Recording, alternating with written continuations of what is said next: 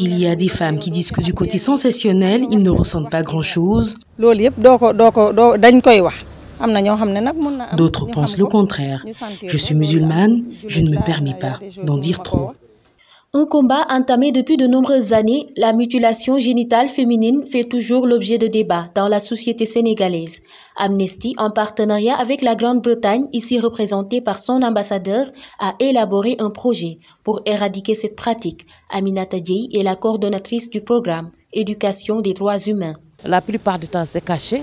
Donc, c'est extrêmement difficile de parler de pourcentage en termes de mutilation génitale féminine, mais c'est quelque chose qui persiste, qui existe jusqu'à présent et qu'on est en train de le faire sur des enfants, des nouveau-nés, parce qu'il y a la donne à songer à cause de la loi qui existe. De ce point de vue, Amnesty a développé un programme en collaboration avec le gouvernement britannique, que ce soit ici au Sénégal, en Sierra Leone et au Burkina Faso. Et on travaille beaucoup avec les écoles. Parce que nous disons que l'école est un terreau, c'est un endroit où on change les mentalités. Même si ces personnes, ces élèves il y a certaines qui sont excisées, on peut dire qu'ils sont excisées. Quand elles vont comprendre, elles vont se dire que demain, je ne vais pas exciser ma fille. Donc vous voyez ici, il y a dans toutes les régions cibles et les localités cibles, il y a nos partenaires qui sont là. 150 000 €, soit 97 500 000 francs CFA, est le montant dégagé par l'Angleterre pour la mise en œuvre de ce projet. L'ambassadeur George Hudson. Malheureusement, il y a toujours à peu près un quart des filles qui subissent la mutilation génitale féminine. C'est quelque chose qui nuit à leur santé et qui freine le développement social du pays. Et donc pour nous, étant un partenaire de développement du Sénégal, c'est important de soutenir des initiatives et au niveau du gouvernement, mais aussi au niveau de la société civile.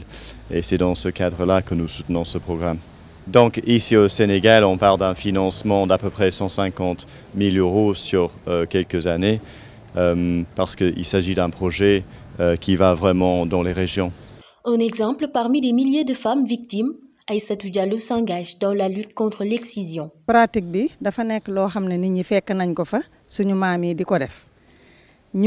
a trouvé nos grands-parents dans cette pratique. La fille se rend compte de cela trop tard après. Maintenant, on constate que les matrones sont parfois complices et le font aux filles dès la naissance.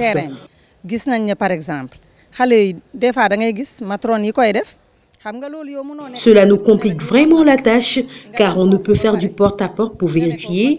Ce ne sera pas bien vu, aucun parent ne l'acceptera. On l'a vu et vécu et on est déterminé à dénoncer cela. À côté de cette pratique, les mariages précoces et les mariages forcés sont aussi dénoncés. Plus présente dans son département, Mame Diarra raconte les faits notés. Je viens de Fourdou, c'est dans le département de Ranérou. Voilà, j'ai eu à traiter récemment un cas. Il y a un élève qui m'a appelé et m'a dit qu'on devait le donner en mariage forcé. Alors il m'a appelé, automatiquement j'ai appelé la coordonnatrice, Madame Ka Aminata. Avec l'aide du préfet départemental, on a pu briser le mariage. Là, on forme des groupes de jeunes filles, on fait des causeries en les sensibilisant et en les formant pour qu'il y ait un petit aperçu des mutilations génitales. Réduire le risque des mutilations génitales féminines, les mariages précoces et les mariages forcés, tel est le combat porté par les défenseurs des droits de l'homme. D'où la mise en place d'un projet en collaboration avec les femmes venues des régions les plus affectées. Et même si une amélioration est notée, la lutte se poursuit pour stopper définitivement cette pratique moyenâgeuse.